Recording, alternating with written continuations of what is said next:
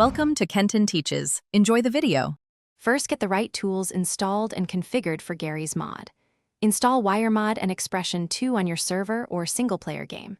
Make a full Garry's mod backup before editing anything, especially Lua or E2 chips. Join a local sandbox or a test map without other players to avoid conflicts.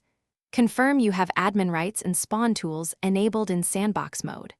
Open the spawn menu, find WireMod components, and prepare a chipboard and a screen for debugging. Start a new Expression 2 script on the chipboard and name it time stop. Write code to detect your bind input, for example using input enKey and bind to numpad 1. When triggered, iterate all entities within 4096 units and record their velocity and angular velocity to a table. Immediately set each entity velocity to 0 and set physics awake to false. Also set the engine timescale variable to 0 to stop timers and animations globally.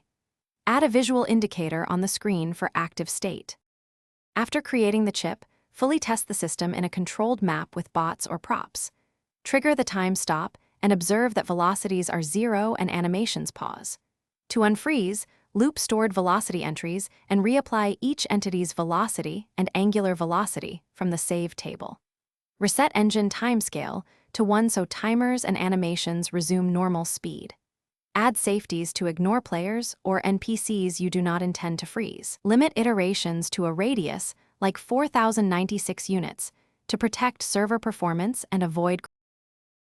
Thanks for watching. Please subscribe if this video was helpful.